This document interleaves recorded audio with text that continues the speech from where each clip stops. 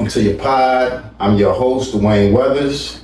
Ramen. Phil White. Today's episode is episode 11.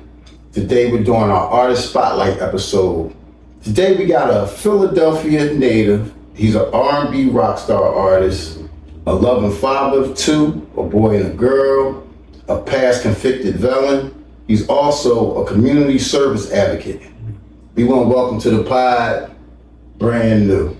What's the deal, y'all? What's up, bro? What's up, bro? Welcome to the pod, man. What's going on, bro? How you feel? Good, bro. Everything good? Yeah, happy to be here, that's all. Yeah, man. You got just to let y'all know, man. This young man, he has a story to tell. Like I said, he's a past convicted felon. He's an advocate in community service. He's an artist. Y'all gonna really like this story and these trials and tribulations that this young man been through. So we're gonna jump into it. Tell me, Brand New, where you from Philly, right? Yeah. Yeah. West Philly. West Philly? Oh, yeah. What part of West Philly? Down the bottom. That's what we call The bottom. Wow. Go through there. 32nd to 40th in Lancaster. Oh, wow. Yeah, Wow. don't even go through there. It's rough down there. For y'all don't know, we got the top of West Philly and the bottom of West Philly. The bottom, you don't want to go through the bottom. No parts of that. You don't want to get caught down there in the bottom. Nighttime hit, the cops disappear, so yeah, you on your own. Yeah. But it used to be like that. It might be changed now, gentrification. You know what I mean? Yeah, they starting to gentrify up that way now. So as a child, that's where you originally from? You and your parents? Down the bottom, yeah. Okay. You come from a two-parent home, single-parent home? My grandmother, my grandfather, so. Oh, okay. Grandmother, grandfather. Yeah, she my mother, she passed away. Okay. Oh, My wow. father I never met. Sorry to hear that. So your mother passed away Yeah, and you never met your father? yeah. Wow. So I have a memory of both of them. Wow. Okay. Wow. So pretty much your Grandparents. grandparents or your parents. Yeah. So me and you got the same type of story then. Mhm. Right. You know what I'm saying? Because like my mom's, she kind of disappeared, and my father, I seen like 4 times in my memory. Right. You know what I'm saying? My grandparents is kind of like they the ones that gave me my foundation. Mm-hmm. You know what I mean? Somewhat. You know what I mean? But a lot of it, I ain't gonna trip on. Mm-hmm. You know what I mean? But yeah, so I can definitely relate to what you're saying. You know what I mean? Not coming from that mother and father background. You know what I'm saying? Right. My dad had that same upbringing. Okay. My dad, you know what I mean? Right. Like his grandparents basically was who raised him. Mhm. You know what I mean? Right. Yeah. But I'm strong though. I ain't use it as a crutch. I don't use that situation to because most people do it, but I use it to as fuel. Okay. Mhm. So everything basically I've been through is kind of like fuel to prepare me for the moment in. Now, did she pass when you were a child, on your birth, or when you were a little older? Or? No, she passed. She passed when I was a child. Okay. So the pandemic of the drugs like crack when that hit. Right. So that was around the time, but that was around the time too where people used to wear the hard hats and you had some of the little community activists. They was working. Mhm. So my mom was she actually got raped by a cop. Killed. They found her with a bag over her head, shot in the head. Wait a minute, you said she got raped by a cop? Yeah, she got raped. So it's a story on it. You can really look it And up. killed by the cop? Yeah. Did they convict the cop? In my knowledge, I think the cop ended up killing himself or something like that. Really? Yeah. Wow. Because back in the day like that, the cops was doing Yeah, they was prostituting, doing a lot of dirty stuff, but back they was real dirty then. back in the day. So she Yeah. got caught up. Matter of fact, they found her on Spring Garden, right there on 34th Spring Garden. Yeah. So it was a big story. They had us in the magazine, one of the little magazines standing on the corner with the hard head people in my grandma. Man, sorry to hear that, man. God bless Mom. Yeah. Yeah. Rest in peace. Rest in peace, Mom. So pretty much after that happened, your grandparents pretty much took you in and raised you. Yeah, because we probably got thrown around a little while, in a little foster care and all that. Really? Yeah, so So you have siblings? yeah, I got siblings. Yeah, How many siblings you got? so all together it's 7 of us. Damn, really? Yeah, so we all got different dads, all of us. Okay. So where you fall at, in the youngest, oldest, Crazy middle? part when people say that's why my grandma say that I'm the middle child, so most times the middle child be like the black sheep. Yeah. So it's a long story behind everything that happened. Right. But everything that happened, I kind of pulled away from that. I went against the grain in a real positive way. Okay. Got you. So, Got you. So when you look at your siblings kind of went in one direction. You said, you know what, I gotta go the other way. No, yeah. Okay. Now that's the latter part of life though. Yeah. Okay. I mean, actually burying my grandfather, it taught me, when my grandfather got sick, it taught me a lot to how I want my kids to treat me, but also I want to be able to give them, but I also want them to appreciate, but also value me and be able to get back. My grandfather did for everybody. When he got older and got sick, everybody disappeared. All they was worrying about was the money. Yeah, I noticed you brung your grandfather up quite a few times. What was he sick from? What did he pass from? My grandfather basically he's tired, bro. Like he took care of family, like he took care of immediate family after family. Now, older relatives, they supposed to show they had class. They supposed to, he had a bunch of houses. So what they did was, when he had dementia, they just was selling the houses off $50,000. You could have got $450 for that. When you got it. So he was trying to do fast little things. Fast, right. So that actually left me, my little brother, and the rest of the little ones homeless because one day just came to one of my grandpa cribs down the bottom was like, yeah, y'all gotta go. So I just had to wake up one day and take all my stuff out the crib and put it in storage. Like my little brother right now, he going through a crazy situation, but they all had to make me look like the villain. Because I stuck with him. It was all about everybody signing the paperwork. Yeah. So it's all about that money. So the reason they did, they got me locked up, and they said I was incompetent. So meaning they can forge my signature. Right. It was a whole system. Get him locked up, do all this because he don't want to go along with what we got. But really, I'm getting all my blessings behind it, bro. Yeah. You feel me? God bless your grandfather. So at that particular juncture, like what? Okay, your grandfather was being buried. What about your grandmother? Like, what was she going?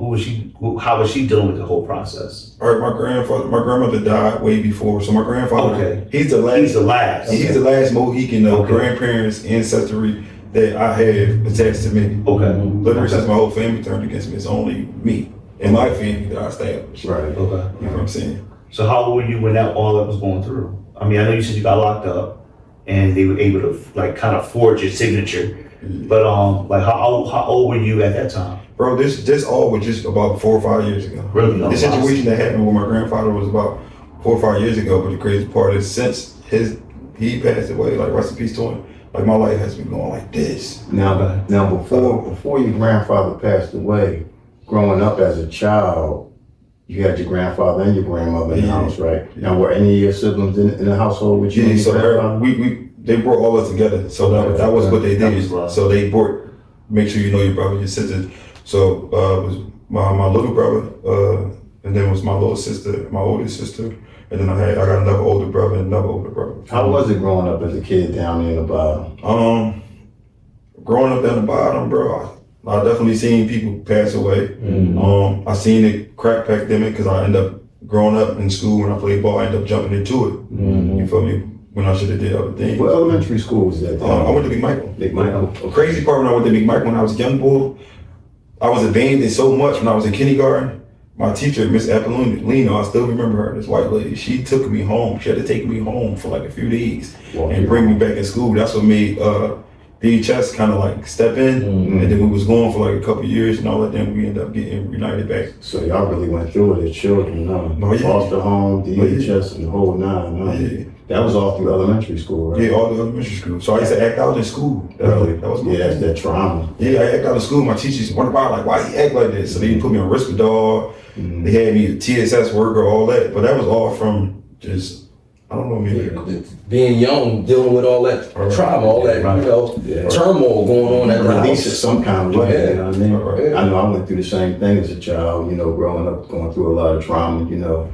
My mom going through stuff and, not knowing my father and then having a stepfather and being like, you're not my dad, this, that, and the third. But, as I got older, I learned to appreciate him and know that, he was really trying to take care of me. So definitely we all can relate to that, but after like elementary school, what school did you go to after that? So I went from McMichael and then from McMichael, I got sent away to placement. So when I hit 7th grade, I got locked up. Oh, wow. So before 7th grade, I went down 40th Street and I had like a gun I had to for somebody. In 7th grade? In 7th grade, one of my family members. So you 12? Yeah. So what happened was I went down 40th Street and I had it on me.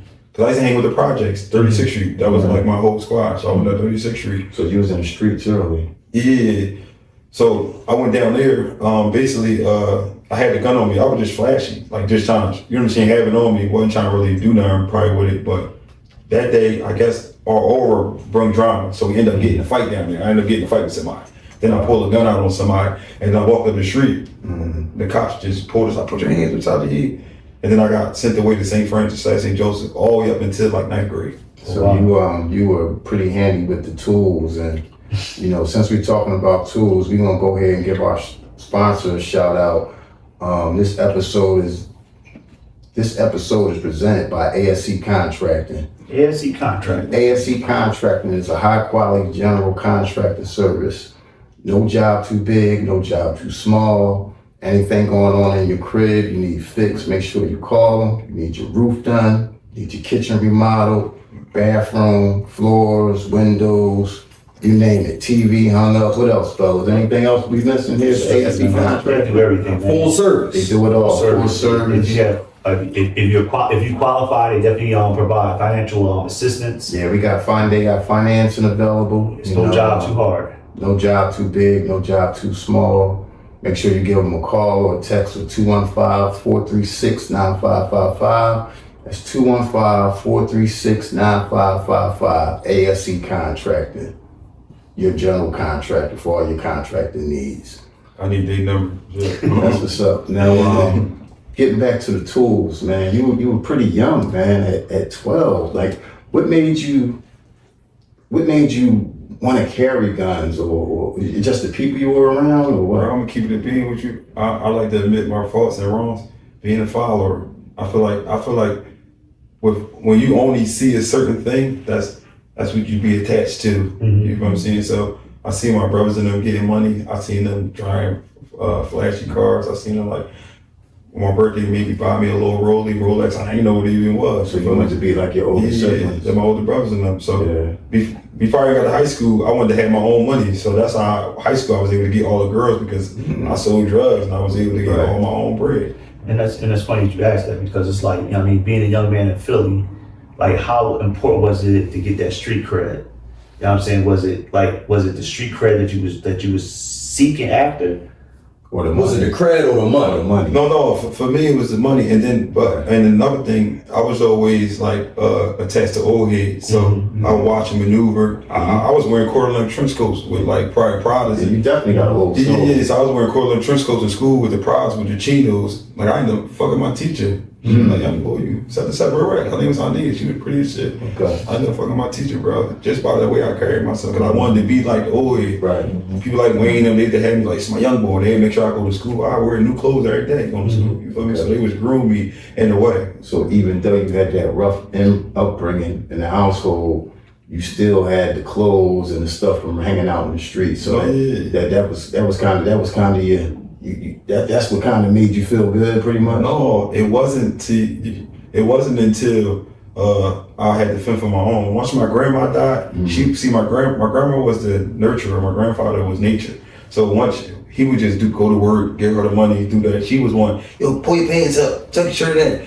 Why your homework ain't like this? So when she died, because she died first, it was like, I could do what I want. And then like, my grandfather may give us a little allowance, but I wanted to have the bread. Plus, grandpa was out there working hard. Working, so he didn't really know what was going on. Right. So I just wanted the money. But the thing, like I say about the old heads, I used to, self-drive for, if you don't go to school, you can't get no money. I had to go to school. Like, we want you to be the fly young boy in school. And they kept me away from the gun stuff. It just, my mind elevated to that by being around it. So how did you get a gun at 12? Because a lot of that goes on in the streets now with these, these YNs. They call them the YNs. I just got down with that term, the YNs, because I'm an OG, so I guess they biting off the OGs, but a lot of YNs out here, that age, they toting guns, man. Like, did somebody give it to you? Because I know you couldn't go to the store and buy a gun. No, so mommy, if 33rd Street was our block, so mommy, if you trapping somebody out there, there's always somebody working with you. So somebody over there working with you always have to have a cat. You got people that's robbing, then a block might got beef, they were just always that. So then I already had access, like, to it already. Okay, I got you. You know what I'm saying? I got you. So it was just there for whoever pretty much needed it. No, yeah. Okay. So when I hear you mentioning your grandma, and how she was, there to kind of like steer y'all, keep y'all on the right track. Right. Was it any type of church background or anything with grandma? Like how was that? Yeah, so like her discipline. Where did that come from? all right, so she kept us going to church. We always had a new suit going on in church. She always like paid her tithes. If she gonna put 200 in the joint, she giving us 50. All the kids. So like in church, if she ain't played, she'll probably scratch our face up if we falling asleep. Like get up, all that. So she kept us disciplined towards though. In the neighborhood, if you too straight and too forward, guess what you become? A target. So mommy, she was teaching us a certain way. Like she ain't let me go outside. That's the crazy part. She never let me go outside because there was so much going outside. So I'm like, grandma, you never let me go outside. But she always had a thing to her madness. You feel me? I mean, keep away from there. That's what I'm saying. When she died, changed. But the church gave us everything we needed, but we wasn't comfortable with it. Like I should have stayed with the church, kept singing and all that. But when she died, it was like I was going to high school and all that. It was like that ain't cool. So is that where your singing started when you were a kid in the church? That's when it started. Okay. And I enjoyed it. Like Okay. I enjoyed it. Like, That's when you had like a peace at that moment. I enjoyed it. So when did you as being young, now you're a teenager, you know what I'm saying? Like when is it where you said, you know what, you started gravitating more to I want to hang outside more? It's like once she passed away, it's like, okay, now the streets is here. This is who won't raise me. I feel like when you keep somebody away from them for so long that they just gravitate to it. And once she passed away, it was like we had all the free time to do it, but we still was young. So like now, that's why I say I'm brand new. I know like not to do certain things to keep me focused. Like I had all the amenities when I was young to maybe go to the NBA, play overseas, and do all that. But I didn't have nobody to say like, don't do that. When you're young, you can be talented and do all this stuff. Right. I didn't have. You're not really focusing on where you can take it. Yeah. So she gave us everything that we needed. So still to this day, I take some of the things she like instilled in me, like put now into that you older, now that it's instilled in you. Yeah, but it took for me to like when I was young, I really ain't getting nothing. Yeah, you ain't get it. And you know what? Like to everybody out there, like I can relate to that story. Like sometimes when you're raised with a lot of discipline, and then something happens, either you get old enough, or someone passes away, and now you feel as though I can go out here and as the movie says, sow my royal oats. Yeah, exactly. You know what I mean? Like a lot of times you feel like you've been bottled up so long, you want to wild out, do everything that you couldn't do, when you were being, shackled and held back, but as you're hearing Brand New say right now, and I know I can attest to it too, a lot of times you look back and say, man, I should have kept on that path instead of the path I was dying to get to, that, someone was trying to let me know that, had the wisdom saying, hey, this ain't the right way to go. But, sometimes, that's a testament for, anybody out there. Sometimes you always think, man, I can't wait till I'm able to do that. Sometimes that's not the best avenue, Sometimes you're on the right track right now. Right. Yeah, that's pretty much life though, You gotta go through those trials and tribulations of life to get there. When you're young, we don't know. If we all listen to our parents and the people that were trying to tell us right and wrong from when we were young, we all be successful out here. So, but see, that's the thing about it. Is like when you get to it, when you as people are teaching you, because they're teaching you through the progress. You know what I'm saying? So as people are teaching you, is whether or not you want to adhere to what they're saying. You know what I mean? Because warning always comes before destruction. So the whole time, your mom, your dad, if grandma, grandpa, aunts, or uncles, whomever, your old heads. You know what I mean? They're giving you the warning, but it's like, okay, do I want to listen to what they're saying? Or do I want to figure it out for myself? Right. You know what I mean? And most times we want to figure it out for ourselves. And that's the, what's the old saying? Experience is always the best teacher. Exactly. Well, it's not always the best teacher. You know what I'm saying? Because and as we get a little further into the interview, we're going to hear how his versions. Yeah, his version. You know what I'm saying? So I know you brought up basketball and the NBA. You played in high school or anything? Yeah, I played in high school. When did that start? The basketball, playing sports and stuff. So, like I said, I didn't play basketball until I went to placement. Now, placement. Where was you placed at? St. Fred, St. Joseph's. Okay. So I had the height. So, that changed my life. Because when I came home, I just picked up a guy, I like broke dunking on him. So once I started playing basketball, that gave me like a passion for something. I feel like most young confidence. most young boys, Dad, take them with you to do the plumbing job. Take them with you. Let them develop a passion. That joint gave me a passion towards like every day I just wanted to go to the basketball court and dribble the ball. Every day I wanted to do a move. Every day I wanted to do something. But I also had Coach K and all them where, bro, you should be dunking. Keep touching that rim 10 times. Do this. Like they was elevating me to something. Coach K, that was your high school coach? That was my placement coach show. That placement. Okay. Yeah, so we played AAA schools, so we played a lot of the white schools, the big schools. So we ended up getting we got ranking like real easy. Okay. You know what I'm saying? What was your average?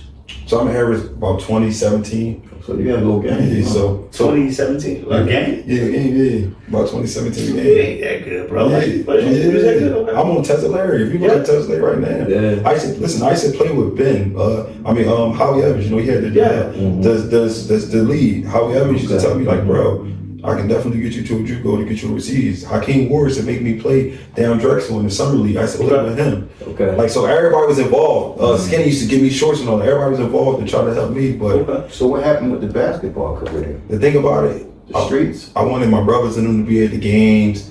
I wanted to, and I got sent to a charter school, right? Free of charter. Mommy, I was in University City and all that. They got me out of school there. I couldn't even keep my academics up because they is college preparatory. So at the time I couldn't keep my grades up. So they only lasted for about maybe a year and a half, 2 years. So I sent myself back to over here. You know what I'm saying? And then I ended up having problems where it's like, all right, my grandma passed, man, I'm not even going to school. You know what I'm saying? Okay. So you didn't have that person in your life to keep you focused and steer you on the right path to pursue that basketball career. Right. So your grandma passed away, I guess, in your 11th, 10th grade year? 10th, 11th grade years, high school, or more? Yeah, so it was more like the 10th grade, or more like 9th, 10th grade. Okay. So passed like 9th, 10th Did you graduate? Yeah, so look, when I came home from jail. Wait a minute. Now back up. Yeah. You got locked up. You was in placement. You talking about when you No. So this after high school, like the years I was supposed to do high school, because I ended up not going to high school, and I ended up going to jail. So I go to jail for that first time. So I ended up shooting my uncle. Shot your uncle? Yeah. Damn. You like the twirls. So I shot my uncle. Okay. I shot him in the head. What was that about? See, a lot of people my grandfather. When I shot at my grandfather, I told you stop fucking with that boy. My uncle, he would get high on crack. So when he do that, he just turned into like, the neighborhood motherfuckers back in the day where they get high and they just ready to rob everything, but they just don't give a fuck about The Debo. Yeah, so he all day and he would just do whatever. Yo, what was that noise, bro? Why you keep around the house and all that? I'm like, what's up, Uncle? I ain't doing nothing. I'm about to go down and get some drink. Knock him upside the head, bye. So was it a consistent thing where he would fuck with you? Yeah, like he would always do shit. So it was a build up in Yeah, so once I started getting like money and all that, it was like he'd bust in the room and then he'd wait till I'm out there and then say if I had some bread saved up, maybe 5,000 or something like that, he'd go in there and take it, all working all like, you want my nephew, I'll kill you. So you killed him. You shot him. Yeah. Wow. We got a big fight today. He smacked me with the frying pan. He said I touch his eggs, but I don't even get on the stove. You know what I'm saying? So he said I touch his egg. When you get high, he just turns to a different motherfucker. And he like one of them uncles was just a bum, bro. Like bums, total fucked up. He blamed my grandfather for all his downfalls. All his downfalls. Where you could go get a job, do anything you want. He just lay on the couch all day. So he was like, my little nephew think he that motherfucker. You walk around. That's how he was carrying it, bro. Yeah, that's how he was carrying it, bro. So was that I know you did a stint of 5 years. Is that the stint you did for 5 years? And they gave me 7 years. See, the crazy part, they wanted me to do this thing, but they said we're gonna let him out. So if we give him the 8 years probation, then we can get all that back and he can get the total of maybe 20 years. The first time, that's what they do with the young boy. They gonna give you enough room to hang yourself, because the first time they can get a little loophole, they make it done, but the second time you go back. I walked off my whole time. I cut off everybody. That's how I became brand new. Jail was like the best thing that happened to me, bro. Now that name, Brand New, that's a very unique name, and I kind of like that name. Right. You want to explain to us and the guests watching, how did you come up with the name Brand New? Really, Brand New was a transformation to like, I wanted to show myself, but to other people, because people like to bring up the past. So I understood that. Like when I started moving my journey, just keep doing the right thing. Or they stole your car, you're 750 because they want to see you go back. They want to do this. Like, so everything that came with the transition, I took myself through rehabilitation from a street nigga to like a regular normal person, bro. And I started with jail. Like I had a plan in jail what I wanted to do and how I want to do it. Like all my peers I see them, they can't keep up with me. None of them. They all still walking around. They all still fucked up and got going on. You see me like this. So I know like stay away from them. You know what I'm saying? Because I align with really what you're supposed to do as a human being. You know what I'm saying? So Brand New was pretty much born in prison. Yeah, we're right. Now, was there a particular person that you like that gave you the motivation when you going through that that metamorphosis change in jail, or was it? Or this was something that you already felt before you went there? So, like he said early on, straddling the fence. Like yesterday, you said straddling the fence can cost you a lot because you can make progress all the way up to here, but when you make that one fall, it's gonna bring you right back. So once I sat in jail, and I already, like I said, I wanted to sing, I wanted to do all this because I was already hanging around like Young Steph, Lil Rick, and them. They already like was signed artists and all that. So I just was the fly in with a neighbor, like, yo, I like bro, here, bring me around. You know what I'm saying? So once I decided what I wanted, and I decided I wanted in jail, because like shout out to people like Johnny King, that's like somebody like a hood legend, bro. Like in jail, you see them in jail. You like, damn, bro, you got a second chance. You might not never come home. The fear of knowing I could be in jail for the rest of my life, can't fuck with bitches, can't see my kids if I wanted to. Whatever the situation may have been, I wanted to change. So I was willing to say, fuck everybody. That's big. A lot of young cats, when they're in jail, they want to come back out and, do the same thing. But I really would say, when I came home from jail, Reese said, you ain't got a trap. He said, work for me. He said, you my son. He said, I'm gonna show you how to do. He started showing me construction.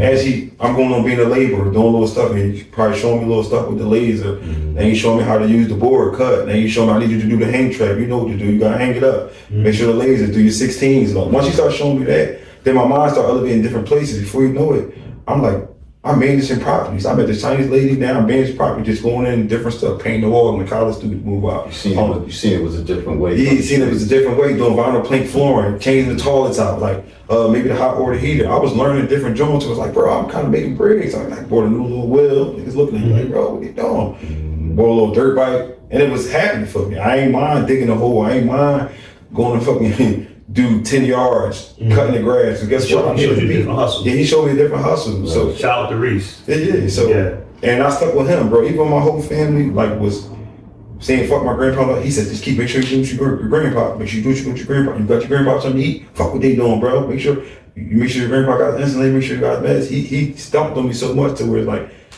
it made me be where I should be at. You know what I'm saying? Because I ain't never had a father figure, but. Now I want to go back. So you spent 5 years in prison, correct? Yeah.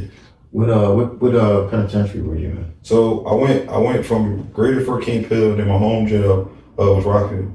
Okay. Yeah. So in jail, I would say jail turned me up, because in jail you can't take nothing. Like if you was how was it for you in jail? Did you have any issues? So jail made me more aggressive, because. When you go in and you might see some of this stuff. Added fuel to your fire. Yeah, added fuel to your fire, so you just ain't want to take nothing from the rip. You feel me? So you got other people probably the same way. So so I heard you say, you kind of got your singing from church. Yeah. But you started writing when you was down, right? No, I was writing before I went to jail. But what I realized in jail, everybody was too prideful to sing. That's what made me realize. They gave me the confidence, because the CO girls would come to the cell like, yo, you hot. Like that little song you had said the such, so that really gave me the ammunition, bro. Like put me cell like, bro, I'll give you 4 suits, you gonna sing to my girl? Now this is what I want to touch on, because you're 28, right? Yeah. He's a young man. Yeah. What made you want to sing R&B versus being a rapper? Yeah. That's what I want to know. I mean, coming from the streets, selling drugs, toting guns, most young cats that do that, they want to rap. But you went the R&B route. Yeah, the beat off like crazy with you when I went to jail. And then it felt like I had so much, like not even before that, but I had so much pain in me because I was rapping, like kind of like I was rapping. But when I went to jail, I had so much pain in me. And when I knew I could sing, I said, bro, I'm about to start doing this singing shit, bro. I'm about to start really doing it. No smoking, I'm working out every day in the yard, running the track. And I'm like, bro, I'm blowing, but I'm going through so much pain to where though it was hitting like I was Mary J. Blige. Right. So I started realizing, bro, the more, because I really start realizing I put myself in a lot of these situations on purpose to develop me as a person, to make me better, to break you out of a shell. Because most people can't take some of the situations. But what was that moment that said, I'm gonna sing? Bro, just basically once I started writing the songs and I had a seller that played the guitar, which is like, I had a white seller, he had a acoustic guitar in the set. So he used to play like Usher with the acoustic guitar. He would play all the little joints and he was nice. It was like God put everything in perspective. So it kind of just happened. Yeah. It was supposed to happen. Right, it's like I put everything in perspective. So when you say you sing from that hurt, that place of hurt, you know what I mean? Like, okay, and we just doing a recap. You lost your mother, your grandmother, your father. Now I'm assuming your grandmother had passed away by this time, right? Right. Okay, so is that the place where it kind of fuels you to say, hey, you know what? Let me put this on paper. Yeah. You know what I mean? And then doing that, it's like, okay, like now the hurt part, you know what I mean? Is that what still fuel you right now? The fact that everybody said fuck me, like I feed off negativity. Okay. I think some people they get negativity crash. Like I feel like I feed off negativity. I'm sure you motherfuckers like, and I think I used to give care too much, so I feel like I gotta have a different way of how to approach situations, but it's like real power. Okay. You know what I'm saying? I feel like. You remember the first song you wrote? I don't want to go to waste. I don't want to go to waste. Yeah, because I was keeping the bean when I sat in jail and the thing happened with my uncle. Even when I was in the county, I realized I felt like my life was over, and I was young. So, and I don't tell a lot of people, bro. When I was in the county for the whole 10 months, I started getting medication from the med line, just asking them to put me on whatever they could put me on. Like, you know what I'm saying? Just depressed. Yeah, I wouldn't even say depressed. I would just say like, I don't know, like I feel like, damn, bro, you the stigma of what they designed it to be. No mother, no father. Because I think you shoot somebody in the head, I didn't think I would never come home. Right. So, and I'm just sitting in the county, and they really had me in the county, like, I don't know, like it was over for me. So let me ask you this, like, so I've never been down, Right. but from, talking to different people, they say one of the main things is no matter what's going on around you, the main thing you got to control is your mind. Right. You know what I'm saying? When you in there. Right. So hearing what you're saying now, like once you, really started, writing and, you got your celly, that's playing like starting to, pen different things and really getting a passion for it in there. Did that help your time go by faster? How did that help you get through, when you were sitting? Yeah, for sure. That made my time go by fast because I was writing about 4 songs a day. And we only had like Z100. So we had Belafonte, we had the Belafonte sound. So that's more like that's a crossover sound, straight pop sound. So I would just listen to the song and then write my song over that song that's playing, you feel me? And then stick with the melody. So you didn't get clowned for trying to sing? Oh, bro, they were loving it, huh? Bro, everybody could listen. I was locked. Shout out to Greg G's. I was locked up with a bunch of different rappers with different names, right? To where they like, yo, BRANNEW. We had keyboards in jails where you can only make like 8 beats on the drum. So people like, yo, bro, I was giving them a full song. Okay. They come to myself like, bro, can you write something to this? They play the drum, and I get a hook, while everybody in the yard deep as ever, and then he'll go and get his verse, and then I come back in with the hook. It was what it was. Nobody was doing it. Nobody was giving that type of thing. You know what I'm saying? So you was pretty much in your own lane. I was in my own lane. Yeah. But that gave me the confidence because no Diddy it's almost like, all right, you should be able to do it in front of girls. But if you could do it in front of a bunch of culture, like a bunch of people that looking at you like, bro, I'm gonna judge this motherfucker or whatever, then you should be all right. Yeah. You know what I'm saying? So being able to get past the cats that you see every day, you know what I mean, get past them dudes. Once you're able to get past them, you know that your talents will take you to other places. All right. Okay. So you knew, so when you were singing in jail, did you say to yourself, when you get out, that's what you was gonna do? No, yeah. When the day I got out, my cousin, so I was out for a couple weeks, my cousin took me to mine. So that was P&B Rock manager, he took me to him. But then Rock took off like, and it's real rap. Mike was talking to me about, I'm gonna get you checks to get out the half. They see the crazy part, jail, if you want to be a better hustler, that person you know in the hallway, he really dealt with some real bricks. You can get better. If you want to be the line for A&Rs, most time they be in line. People be having friends that they in jail for, they just shot somebody artist. So when I came home, people already knew what it was. But rock took off, so it's like we ain't had no time for Brody. And then I end up walking around with Piranha record hoodies on. That's North Philly Beach. And they had a relationship, but then I don't know, it turned to more like blackmail. Like, gotta keep Brody out the way. So when you came home, you pretty much hit the streets running with the music. Yeah, with the music, yeah. And like I dropped Star. Like Star was that was like a whole different vibe for like that everybody was on. Star, Looking for a Star. Okay. Yeah, so that melodic joint, everybody was like, that joint hitting. So that joint was really getting me along a lot of platforms. Like Paris Nicole was helping me out in a lot of situations. Like I made it all the way up to getting a deal situation, but I got locked up for somebody said I had a gun. That was my whole family, Because I told them around COVID time, they was giving out deals to everybody because they was trying to get the market like crazy. Right. So I told my family, everybody was talking about it. They put me on the festival, everything. So when you did come home and you hit the street running with the music, where did you get your style from? Because you I see you got the kind of Rockstar style. You kind of stay fresh to death. Bro, I always was ahead of my time. So you always was stylish type of Bro, they dude? used to say I was gay, bro. Listen, before everybody jumped on the stuff they was on, from being in a group home, I got a little bit of the white people swag. Everybody was out here wearing state property. When I went up there, they was wearing Air Pastel, but then Republic, Air Bacana. So I came back, was missing the sporty with the casual. So I was cooking them because I had different demographics. They just had straight to hood. Right. So when I was out there, He was ahead. yeah. So I'm out there. We was going to Franklin Mills Mall, not the gallery. Right. So that's my placing was out there. Nothing but white people. I was dating a white girl named Julie. So I was already getting the Banana Republic with the little collar shirt, little Jones strap around. I was on my little Young Joe at the time. You feel me? Louis Vuitton with the, you know what I'm saying? Who would you compare yourself to as an artist in your style? I would say Gunna. Somebody like Thugger, Gunna. Yeah, I can something like that. I Something like definitely that. can see that. I'll say that. Definitely. Because I know, and I wanted to ask you because, and it's recent for me, but I saw this, a few years ago with you on I forget which video, one of the videos you got, but you got your fingernails was painted black. Oh yeah. You know what I'm saying? Was it Count Money, John? Yeah. So, like where did that style come from? Because now it's kind of like everybody doing it. You know what I mean? Like it's the thing now. Right. But this was years ago. So how did you come across that doing that? That type of style. All right.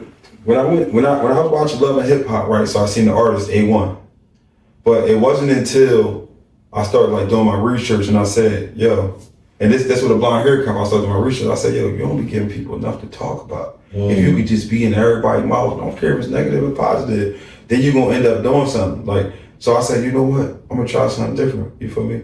I was already comfortable in my own skin. You gotta be actually comfortable in your own skin. I wasn't scared. So I said, you can't get me to put no fingernail polish on my yeah, but let me tell you something. Listen, Right. you put the nail, you got nail polish on. I started seeing different demographics of like girls, like the level of it. Starting to be attracted to you. Yeah, like, yo, bro, he ain't gay, like, that's set. And I'm like, yo, you know what? Then I'm hearing everybody like, bro, gay. I said, you know what? Like the song, bringing attention to you. Yeah, I said, like the song I put it, and I said, you know what, I'm a weak. But I said, then people start talking like, bro, keep putting the nail polish on, bro. Cause I'm like, it's like sports. Everybody in the corner like, what's up with Brand, bro? Brand gay or something, like, bro. So I'm like, yo, I got him. So you used it pretty much for marketing. For what you wanted to do, it was working. Yeah, then the blonde hair came. If you don't remember my music, the boy with the blonde hair, bro. Right. You got some people like the bro with the leather pants, you feel me? The boy with the blonde hair and the painted fingernails. Yeah, so I feel like it's okay. And then at the end of the day, guess what? Give me an endorsement off of it if you feel good, because I can do what I do. And then rock out, give me an endorsement. I don't mind.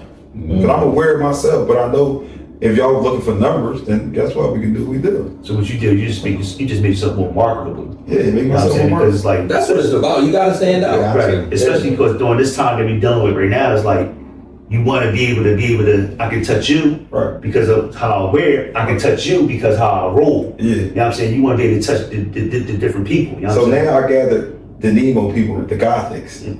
Right, that's what I grabbed. I gathered all them communities, right? Amongst this time where I'm also got my people hating on me, but they still watching me. Right. But then I'm also getting the college students and all them. Like the young boys where I live at, young boy has nails painted. And his mom said, I wanted to meet Mr. Cool Guy, because he called me Mr. Cool Guy. Right. He walk up to me, I might get out the store again, hey, I'm 10 out. You know, they not use that in Jersey, so Mr. Cool Guy, I think you're a rapper. You're really a rapper, but he's really a rapper. Right. Well, had his nails painted. His mom said, listen, he wanted to do it. It is what it is. Mm-hmm. So it's the demographics with it. It fits a crowd. Right. Mm-hmm. Now, you've been writing for a while, and I've listened to your music. Tell me, in what ways do you feel your mother's story influenced the message you share in some of your lyrics and some of your music? You know, with the situation she went through, does that any of that inspire you in your lyrics and your music?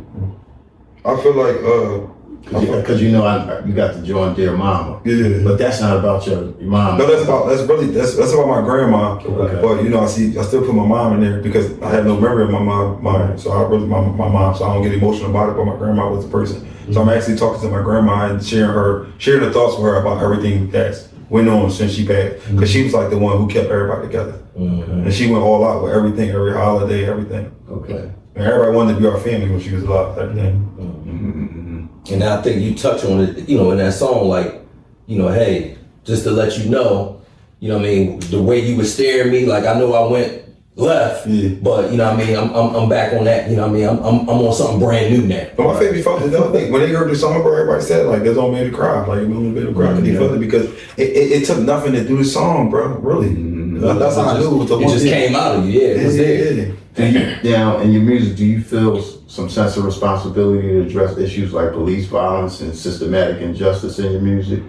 I feel like once you become a leader and once people depend on you, you feel me? Because I feel like a lot of people was not helping people to heal, but when you got people like Lil Baby dropping them songs like that, and certain others dropping a song that takes them over the top, like you have to think about what impact you gonna make for your community. Like I thought about a lot of stuff by watching everybody. Like me, I want to get back more to, like I said, we talk about the 90s. I want to get back to more where sharing music, but also having maybe skits that's like interludes that kind of teaching the lessons. Because maybe the young boys, they look up to me like, oh, he cool as shit. I mean, I can teach him not to shoot a gun. You know what I'm saying? And they maybe can take the route. Because I took a route to where singing is very like, it's very genuine, but it's very heartfelt, but it's very easy to heart. It's a different frequency. Like you said, it's rapper. That's why I took that, because I want to give them the pain, but I want also people to actually feel it and also to heal. Because you can't really do that doing rapping. So speaking of that, you know, talking about the young boys, like the altercation that you know, led you to, you know what I mean, sitting for those years. Yeah. In hindsight, like if you can go back, you know, because a lot of times when you caught up, you know what I mean, in something, you know what I mean, before you know it, it's, you know, it only take a few minutes and it's done. Right. But in hindsight, like when you think back to it, would it be avoidable? Like, was it avoidable, or would you handle it a different way if you could go back? Yo, that's a good question, right?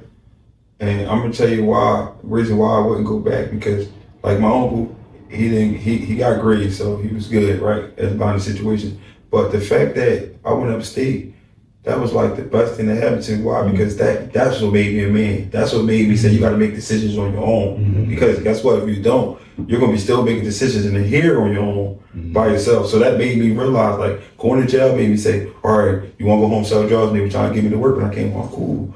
Give me a job. Everything that jail gave me with maybe my father or my older brothers gave me. Because in jail it's like, this shit being right here, but he gonna always have to talk with you, bro. You go home, make sure you do this, bro. Make sure you do that. And over there, young woman, you got lucky, though, because I got light, bro. And I need you to do this. You nice in the ball with me and shit. So even though people fucked up in there, you got some motherfuckers that's like, just looking out for you. Because they want to get their blessings back. Because like you said, they know they fucked up. They know they made this shit. So, and I told my uncle, he said, he came and gave me a hug. He said, bro, you became a man, you really changed. And jail was really what I needed, because that's why I am who I am. I'm going to get the grain of everybody. But most of the time when you do like that, you be the fucking star. You be the one that make it. You just got to go through the bullshit. If nobody don't kill me, bro, because of how I'm moving, I'm alright, bro. Because that's the demographics of what we are in day time. People will go so far because they don't want to see it, bro. Like I show everybody I changed. I did everything possible to change. I'm in the community. Live up to that name. Yeah, I live up to that name, bro. Yeah. So I can't say that. That's like the best thing that happened to me, bro. And my uncle, he respect that to this day. So brand new was like a brand new start at the end of the day. And another thing, when I went away, they all lost love for each other. I'm in jail still having that same love, bro. Like, man, I can't wait to see them team. No, this they was out there struggling and fighting. They lost all the fucking love they could have for each other. Like, you hear the song. We even get together and fucking have dinner on fucking Sunday, bro. Bro, right. If I get locked up, you know who gonna fucking bail me out? Me. Bro, right. So pretty much the music was a form of healing for you, huh? Yeah. And music made me realize who I am. Once I realized who I am, should nobody be able to take you off that fucking toll, bro. What would you tell some of the YNs out here? Like, far as the direction to go in and stay out of the streets? The reason, or what I would say is because this is something that I really want. I feel like I'm explaining my situation from 13 until like 17. Most young men are not being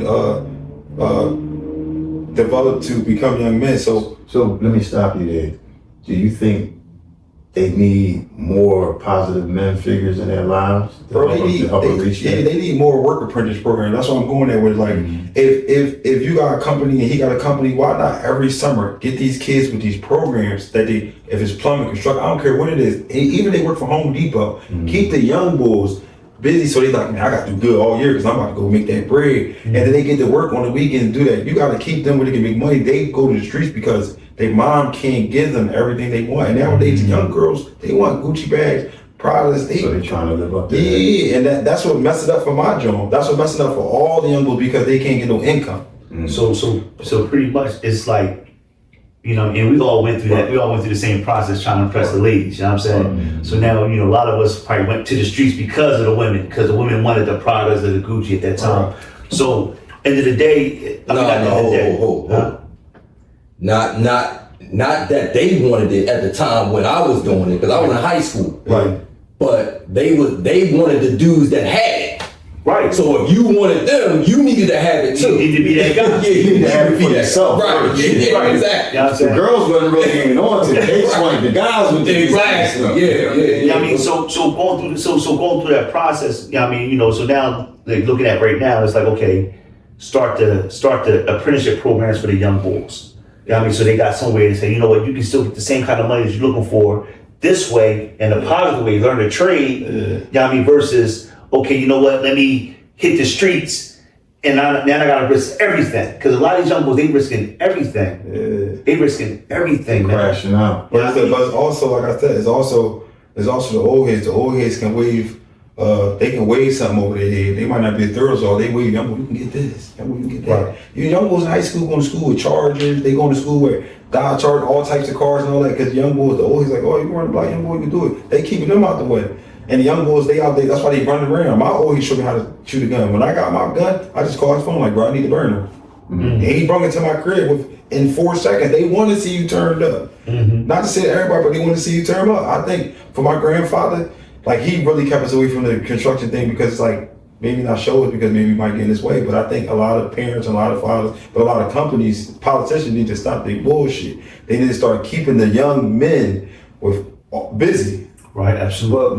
But what can, like the old, like I just heard you say, they dangle stuff over their heads. The OGs dangle stuff. Yeah, because that's not the right thing to do. What can the OGs do that want to see the young cats do the right thing, help the YNs, instead of dangling stuff over their head and trying to control them? I feel like instead of the politicians, you know, running in and taking the money, every neighborhood need to be cleaned up. Absolutely. Lead them in charge of keeping their community clean. You can pay them. They can work twice a week, maybe 3 times a week on a certain day. You get out, you got to clean this block to this radius, send me pictures along the way. Pay them, get some of that nonprofit to keep the young ones get money in their pocket. They all go to the street because they have no money. And most time the old heads just like, well, the young boys don't listen. You think they taking advantage of the young boys? I mean, I feel like, because think about it, the young... Instead of helping them? Yeah, I feel like the young girls who are getting with the old heads, think about it, they never prosper. Think about it. But a young man can get with an older woman, he'll learn how to pay a bill, he'll learn how to do everything he need to do. It wasn't until I got with an old age on. I had the money, but she was like, you're going to learn how to pay a bill, you're going to learn how to do this, you better get your license, get a car, she let me drive her car. Why she keep your credit straight? Yeah, all that. Oh, you got $1,000? So, man, keep that. We can turn it to 5. We can turn it to 5. Like, the old heads not doing that with the young girls. Right. So you got to think they're not going to do it with the young boys. Right. That's a good point that you make, because I'm just thinking, you know, back when we was coming up, you know what I mean? Like, the main thing was, mom couldn't do it, so I gotta do it. Mm-hmm. Cause I want it, you know what I mean? Like, I want to be able to, you know, I want to be able to go to school with some leather sneaks instead of some canvas sneaks. Yeah. You know what I'm saying? Mm-hmm. So it was about money that caused you to, all right, well, what's the one way that I see other people get money? It's right out the door, right out my front door. Yeah. Right, you know what I mean? So if we can have something in place where, you know, it ain't, I never said, oh, that's what I really want to do. It ain't about, you know, my profession. It's about how much money I can make. So if we can put something in front of, we can dangle something in front of the young boys that's going to say, hey, look how we get money. The right way, legally. Mm-hmm. You know what I'm saying? There's other ways to do that out there. That's a good avenue to keep them from going, you know what I mean, down the wrong road. But what's crazy is that, like, the young boys, they be out here risking it all, and it don't be the number that they risking it all for. It don't be a whole lot. Mm-hmm. You know what I'm saying? But it's more so it's the street cred. You know what I mean? Like, you know what? I did this for an X amount of dollars, but not knowing that, hey, you know what? I can do the same exact work for more money. And I don't gotta risk everything. But that goes back to what Brandon just said. Is who's in your environment that's dangling something in front of you. If the person when you walk out the door, if the person on the corner, your corner, getting bread, well, he without even physically doing it, he dangling something in front of you because he's right there every time you come out. Take country cooking for example. Take country cooking, right? She be having the young boys lined up around the corner because she gave them an opportunity to make money, bro. Shout out to Soul. So people may think a certain way. Like the young boys, they gonna crash out on a whole expense of, guess what, the guidance, right? Like I said, I crashed out because guess what? I ain't know what the hell I had or what I could be viable of. You know what I'm saying? That's how they gonna crash out. They gonna crash that way. But if you keep them busy, guess what? When around COVID time, guess what the beef rate was? Because everybody had money in their pocket. Everybody ran rolling on this thing. Everybody doing this. That's why when Trump got hard, everybody, what about race? Trump showed people I don't get money. And it went on for about 2 years where the rate in Philly was like low. Right. So I know that the problem is the lack of not the money, the poverty, bro. And the young boys experience way harder than y'all because they all want to grow up so much, so bad. And it's visually, it's so much that you can see people flossing. Like we had to come out the house to see it, but you can just click your phone and see people flossing on social media. I seen a young boy see me, he had to been about 14. I seen a young boy see me and was like, turned his head.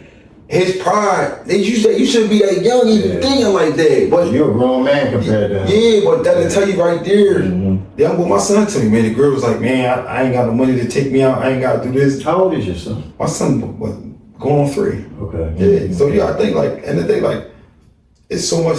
Not my son's son, but I'm basically speaking right. Yeah. You know what I'm saying? Like young boys. Yeah, young boys. Like my youngest, I'll be like, yo, bro, I ain't got no money to the They facing a problem that shouldn't even be a problem. Yeah, they problem, bro. Yeah, grow up too quick. And I think that's because it's like the way social media paints a lot of things. It's like social media has a big influence. Right. Yeah, I mean, so people looking at people that's making money on social media or the persona of people making money. Yeah, I mean, so people get so caught up into, oh, you know what, I gotta have this and that to be relevant. You know what I'm saying? And I think that's where a lot of kids, you know what I mean, and I'm calling them kids because it's like you haven't experienced anything in life to even achieve yourself to that particular point in life. You know what I'm saying? You know what I mean? So why are you trying to be an adult before it's your time? Right. You know what I mean? Just be a child or be wherever you at in your life, be that particular person. You know what I mean? Like don't rush life because life is gonna still be there. But if you rush life, guess what happens?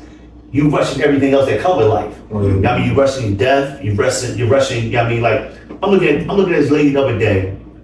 And she was young compared to my age, but she had a hard paper route. She looked like she had a hard paper route. She like, yeah, I'm 30. I'm like, you 30? Yeah, I mean, and I'm like, oh, okay. Now, in my face, I'm saying, I was like, yo, like, you 30? You look like you my age. You know what I'm saying? And it's like, because of how you rush in life. Right. I mean, you gotta take your time through this thing, man. Like life ain't going nowhere Right. unless you forcing it to go somewhere. You know what I'm saying? If you gonna force your life to go somewhere, guess what? Your life is gonna go faster than what you want it to be. You know what I'm saying? Right. You know, and kind of piggyback what you were saying is like, if we're able to teach people to approach life in a different way, Right. you know what I'm saying? Like, hey, you know what? There is hope. Like instead of, you know what I mean, you know, and I'm not trying to make a political situation, but imagine if you took all the money from the politicians, you know what I'm saying, and you put $10,000 into the neighborhoods, into every household in the neighborhood, how much further we would be. Because now, like you just said, in COVID, the numbers is down. Why? Because they got money. Right.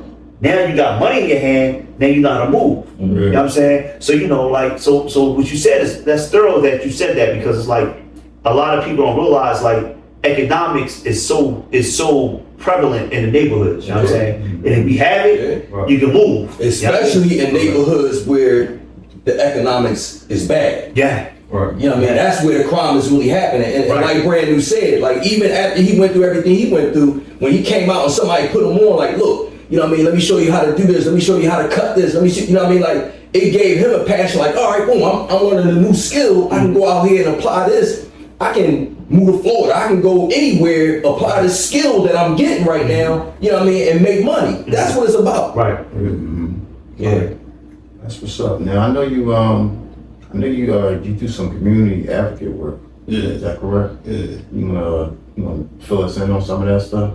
Yeah. So I started off with Donna Bullock. So it was a thing called DB4. So they was gathering people from the neighborhood. So I ended up starting with that. So we would meet up and we'd probably do like planners in the neighborhood. We'd take a lot, clean a lot out, and start planting flowers in it. So I started getting involved with them, and it never was nobody was incentive. But when I started getting involved with them, guess what? When I started doing music and they had community day, guess what they gave the check to? Oh, wow. So they asked you to come perform. Asked me to come perform. So I paid my tithes and they gave me an opportunity. So I would help out in any way I could. If they would have bottom day, whatever way they could, or whatever they's doing. Now I do brand new day myself. So that was your blessing coming back to you pretty much. Yeah. So I do brand new day myself. So okay. So you do a brand new day? Yeah, it's driven by me. What is that? This year I'm gonna do it July 4th. The reason I'm gonna do it July 4th because you got a bunch of people coming through all day, and it's down the bottom. So they travel through the bottom right there to our museum. I may do it on the bridge. You know what I'm saying? Just so we can get a lot of people coming to the stage, but you can also make my brand bigger. Okay. Now what does brand new day all consist of? Resources, a big stage. So you make it a venue style. DJ, food. We gave away book bags, like 300 book bags last year. That's awesome. T-shirts, I had like 4 bouncy houses this year. I'm gonna try to do it more. I always contact the news. So I be having politicians come out, like 1 or 2, like Jim Harity. But I always contact the news every year. But I know since it's community driven, you keep it going, it's gonna turn to. Make sure you tell the viewers out there, you know, the dates, the times, and everything that you're going to do that. Tell them right now. Yeah, so I'm having a brand new day. So this year I'm gonna do it on July 4th. The venue usually start about 3 o'clock. The festival for the music probably will start about 6:30. We're gonna do a little light show with that. And just come out and have a good time. Like, get with people, bring your kids out. We got a bunch of resources, get with the people. You know. Yeah, we'll make sure y'all keep y'all updated on that. You said July 4th, 3 o'clock. And where's it gonna be located? We ain't gonna get that. I ain't gonna get the location yet. Okay. Location to be announced, so y'all make sure y'all stay tuned. So basically it's gonna be around the 33rd Street area, 33rd and Wilder Street area.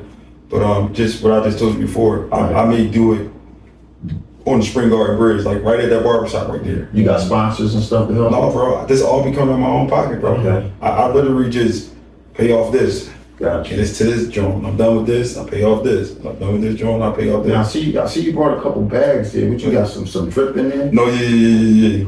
Okay, that's what's up. Let's see what you got in there, man. No, yeah, this is a store I go to on South Street called Lit Company. You should see if they can help sponsor your brand new day. Yo, crazy part, I reached out last year, so I've been reaching out to a lot of people. Like, I do got a guy named Mikey. Okay. He owns a lot of real estate. So like, I've been talking like to him, but you know how like friendship relationships, like I just have to meet millionaires' cribs before, but sometimes it can take like 2-3 years. Right. You know, it's all about the development. Yeah, let it develop. He let it develop the character of the person and all that. Where might you from? He from South Philly, White Boy. Okay. Yeah, he's from South Philly. Show the bag. So Oh yeah. So we got the lit company on South Street. I think it's like 8 and South. So they got a bunch of drip. And then- like them, yeah. No, yeah. They got a bunch of drip in there. That's where you get a lot of your drip from. Yeah. Well, bro, I shop everywhere. I could be at Walmart one day. I could be at Target, bro. And you just put it together. Yeah, I just put it together, man. Whatever makes sense, man. Okay. Okay. These Jones. I think the new wave right now, the flare pins. So I've been doing the flare Jones. They from lit too? Yeah, from the too. I've been doing a lot of the flare Oh, Jones. the joints like Kendrick had on the Super Bowl. Yeah, but Kendrick jumping in the new wave. Bell bottom. He's jumping in the new wave because that wasn't even him at first. He's the guy, Right. go at people wearing tight pants and all that. Okay. These Jones.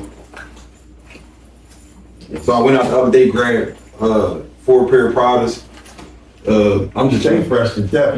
He pulled up in the Maserati. You know what I mean? I'm trying to get ready All for fresh and this. so clean, getting ready for the springtime. But yeah, but shout out to them, man. They got a bunch of drip for y'all, man.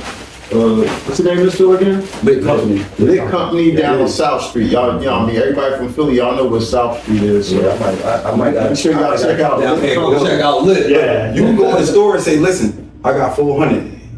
He'd be like, all right, get 4 pair of jeans, you get 4 shirts. Like they'll work out with you, they'll work with you, bro. Okay. It's like how the trappers used to be back in the day. Yeah, You know, y'all going to City Blue and all the stores. I know the stores used to be back down South Street back in the day. You used to get Missouri's all the time. Oh, yeah, Zora, yeah, you know how to live it. Yeah. Y'all make sure y'all go down South Street, check out Lit, give them a play, mention Brand New, get a discount. Hopefully. Hopefully.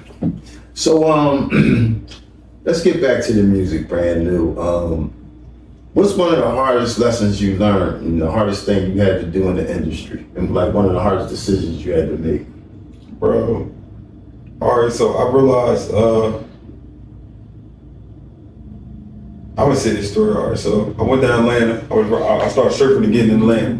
So when I started surfing again in Atlanta, I started running people. My swag was allowing me to get around a lot of people. Like, oh, fuck Simmons, and I get a chance to talk to them. Right. But sometimes they get cut off because of representation. They want to see representation. But so I met Boosie manager Saturday. Okay. So I met him. Mommy Saturday was in Boosie movie. If you see it, like we are, but Saturday like men. So Saturday said to me, you know, we had Young Blue crib and all that. He had a mansion party. I'm out there at the party and all that. He said to me like, yeah. We talking, I'm like, yeah, bro, I'm trying to get on, bro. I'm trying to do all this. Mommy was already having a conversation. And he like, yo, you ain't tell me you had a girl and all that.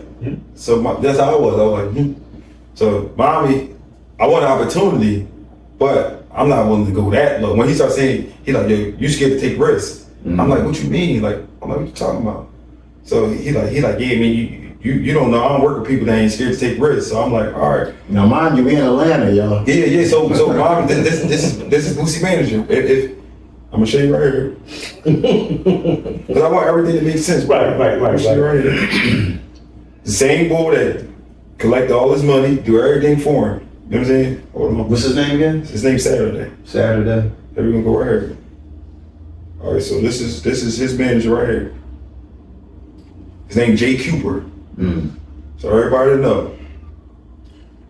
All right, so we can scroll up.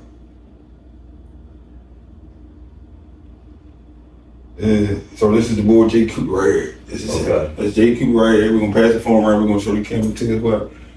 And then go back and click on his page.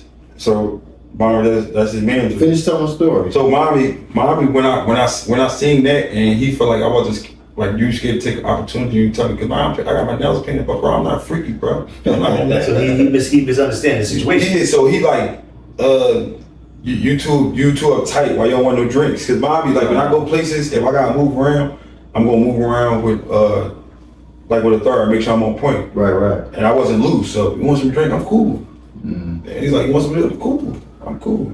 What's wrong with you, bro? Like, I'm just used to a certain thing, and I ain't trying to get too loose in the situation. So that kind of alarmed him on the situation too. You know what I'm saying? And after that, he's just like, I don't fuck with people that's scared to take risks. So he fell back from me. So pretty much he was trying you, huh? Yeah, and personally he was, yeah. He was being trying to beat The whole you thing. in. How'd that make you feel? So that made me, when I came home, that made me realize, like, is this what I really want in the industry? Right. And then I ended up, Did it turn you off a little bit? yeah, it did. So I actually called Matt. So the crazy part, I called Matt from Tandem, And then I called somebody else, somebody who like helped Penny Rock get on. They was like, man, take one for the team. Like, now, I've been saying shit like saying Right. You know what I'm saying? No, but this is real true, bro. Yeah, because people do anything to get on. Yeah, bro. Now, But that's a form of extortion. So we need to be able to know that we have control over you. That's what that was. That's why they've been doing it for so Take long. one for the team, though. Yeah. Listen, they've been talking about it for years, but you know what I mean? Like you kind of like, well, And this is no lie, it's bro. like normal. now this is what I want to ask you. After that situation, Yeah. did it make you want to tone down your style and your swag, the way you dressed and stuff? Yeah, it did. That's what made me say, all right, well, it made me say, all right, I want to stop with the nails painting thing. But I also, I'm also about, you got to bring the people in. If I'm not gay, but if I can get that community, the LPG quad community, why not pull them in? That's your music work. Yeah, that's your music work for you. So a lot of time, like, you don't have to be involved in the situation to get blamed for something. So you just gotta make sure you got. I mean, look at all the artists out here. You got Lenny Kravitz, Prince. You got so many artists out here that look the part, but they really not. You know what I mean? So Uzi. it works. You know what I mean? Uzi. You know what I mean? Right. You know, it's all part of the gimmick and the the cap out here in the industry. You know, so I'm glad it didn't. But it is some shark infested waters out there. I feel like it's a real thing. I feel like it's a real thing. So even and I mean, we should probably just throw names out there, but just being in that situation, it's like it let you know, like, okay, did that make you want to be more independent? Meaning you can control your own lane versus, okay, if I go with these people, I'm subject to whatever else they trying to give me. But that was a no-go from the start. Once that happened, it was no-go from the start. Mm-hmm. You feel me? But I feel like for people like that, they've been doing it for years. Because you out here moving on your own, man. Yeah. I mean, I really respect your hustle and your grind because, when I met you, we were backstage at a concert and, you approached me this, that, and the third, and that's when our relationship developed. But, I respected your hustle and your grind, and after getting to knowing you and telling, us talking, you don't have no entourage, you don't hang with a lot of people, you just out here doing it on your own. And that can be dangerous sometimes. Like a lot of times, I mean, cause I don't. It's not that I don't care attitude. It's just that I'm visionary on what I want to do. So you gotta take the risk. Cause like I said, I'd be all over by myself. Now, what you doing that? Do you keep your faith in God, like any type of spiritual relationship? Yeah. Because you need that. You know what I mean? As long as you got that, you protect it. You got favor out here. And that's basically the thing. Cause I'd be all over, bro. I done been around a lot of different situations, bro. So. But you gotta think, ain't nobody gonna believe in your situation like you do, and ain't nobody gonna have hunger. A lot of artists fall off because they wait for everybody. Right. You know what I'm saying? I ain't got time to wait for nobody. I just do what I do. All right, this part of the show, we're gonna have a little bit of fun. I created some segments with, so we can have some fun, some rapid fires, some questions. We're gonna play a little game called Lyric Lockdown. You know what I mean? Oh, this for my music? It's just music, period. All right. It's Lyric Lockdown. It's gonna test. I'm gonna tell you, It's gonna test you, your knowledge with iconic hip hop and R&B lyrics. All right. I don't really do. Well, so I'm gonna throw some lyrics at you. I'm gonna see if you can name who it is. Right. This first one is pretty easy. Yeah. This first lyric is, "I'm not a businessman, I'm a businessman." That's Jay-Z. That's Jay-Z. All right, let's go with the second one. Hova. Hov, shout out to Oh, Yeah, you got that one. All right, here's the second one. "It was all a dream. I used to read Word Up Mag." That's big. Okay. He got me looking like a star. Good. Now I'm gonna start off. You know what I mean? It's gonna give You some easy lines right Make sure there. you quit with had to make him feel comfortable, give him some confidence. You know what I mean? All right. This next one is, "I got hot sauce in my bag, swag." No, that gotta sound like Eminem. I mean, not Eminem, Lil Wayne. Now I'm gonna give you a hint. That's not hip hop. That's R&B. I got hot sauce in my bag. That's somebody new. I got hot sauce. That's a new artist. I got something hot sauce. Like the last 5 years. Y'all ain't gonna believe who that is. That's Beyonce. Oh I my was God. gonna say B. I thought you gonna say that. You should have said female. You should have said female. I would still never got it. Yeah. What song is that? You got the song? You ain't got the song? Oh, go back to that. That's a lifeline. Cause you can't expect All right, man. I give I you get a a lifeline for that. Yeah, you can't expect the man. All right, we're gonna go to this next one. All right, this next line is, I'm living my best life, ain't going back and forth with you. I know that I'm lyric. living my best life. Who sang the song though? That's always from Atlanta. He's a Comedian comedian is from Atlanta. from Jacksonville, Florida. Yeah, I know, bro. Duval. Lil Duval. There you go. Duval, yeah. All right, okay. There we go. All right, let me see. Let me see something. I'm doing all right though. Let me see something. All right, let me give you this one. We started from the bottom, now we here. Yeah, I know that, John. Oh, come on, Brandon. Yeah, I know it. That's a but- lie. Come on, I Brandon. know. Started from the bottom, now we here. Can he phone a friend? You can phone the front. I know the song, but I gotta bring. Who's the artist? You Brain Froze? Give him some more lyrics to that song. Huh? Give him some more lyrics. Drake. All right. All right, let's go, man. I just want to have a little bit of fun, with the guests here moving forward. So we created some games. That was just one of them I wanted to throw across to you. But what's new for Brand New, man? What you got coming up?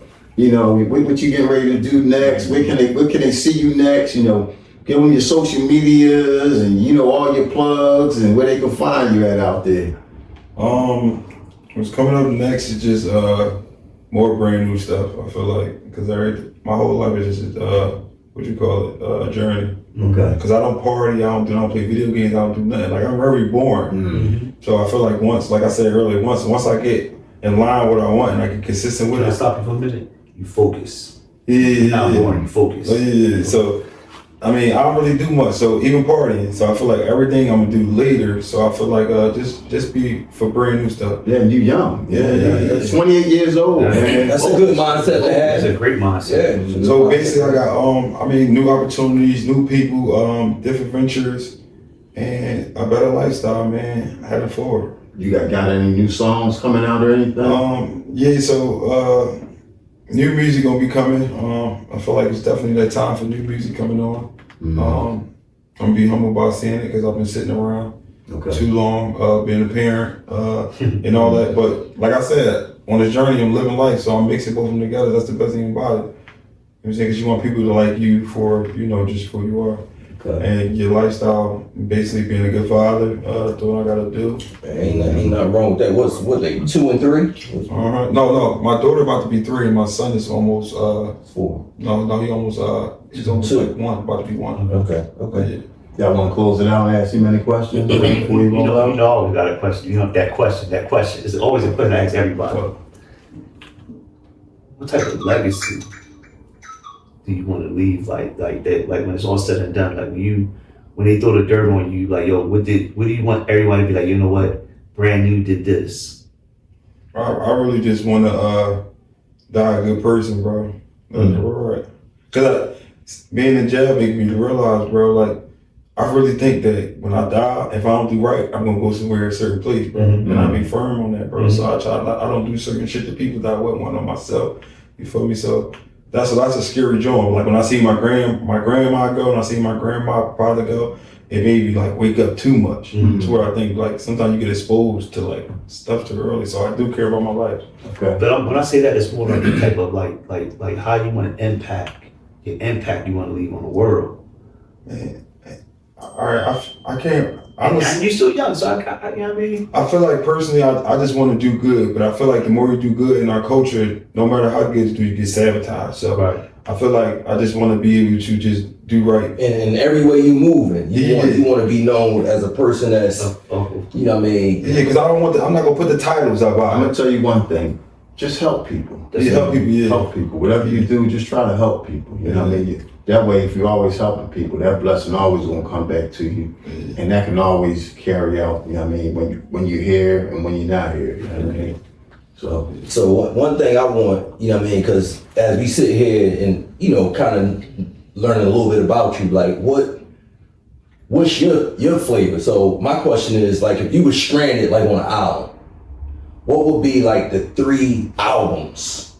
If you only can have 3 albums, what would be those 3 albums that you taking with you? That's a crazy job. That's a good question. That's a real good question, yo. I'm gonna just say this.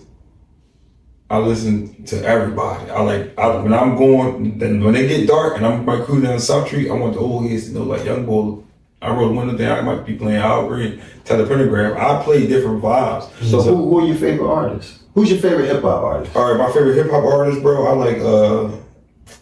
I would say, I listen to Meek, bro. I would say Meek, because I dump a lot of Meek, but I don't listen to albums from people. I just like two songs. Just songs. What about your favorite R&B artist? R&B artist, I like Breezy. I would say Breezy. But I like Jay Howell too, because he got an album that's more like. Now I'm gonna go one more. An old school artist. It could be hip hop or R&B. I'm gonna say I like Telepentagram. Oh wow! I like that. All that, if you think you lonely now, all them type of songs. I like Kevin and Philly, huh? Yeah, that's what's up. Kenny Gamble and Huff. That's right. So it's definitely gonna be an album from one of those 3 artists. You know what I mean, like whoever got your 2 best songs. That's why I asked him that. That's why I asked him that. And on that note, we're gonna go ahead and wrap it up here. It was definitely a pleasure having you. Yeah, no doubt. Definitely enjoyed your journey and your story. Definitely looking forward to hearing more music. You know, and working with you. Coming out the brand new day on July 4th. Location will be announced soon. Make sure you tell them your social medias where they can find you. You can find me on Instagram at 215 Brand New. You can find me on Facebook at 215 Brand New. You can find me on TikTok, the same platform. You can find me on Distro Kid, the same thing. Okay. My email is brandnew, BRANNEW 215 Philly@gmail.com. So you can contact me. Producers, send them beats. Anybody want to collaborate with them, make sure you send them an email. You can find us at Weather the Storm Entertainment all across the board. TikTok, Facebook, Instagram, all social medias, Weather the Storm Entertainment. Make sure y'all check out this episode. Like, share, save, comment. Check out other episodes of the pod. Yeah, I mean, on that note, I'm your host, Dwayne Weathers. Romaine Jones. Still white. And we out. Peace. I want to say this before y'all go, bro. Y'all cover all the bases. Most interviews with people don't cover all the bases, so y'all one up on people. That's what's up, man. We definitely appreciate y'all, man. All right. See y'all on the next time. Peace. Peace.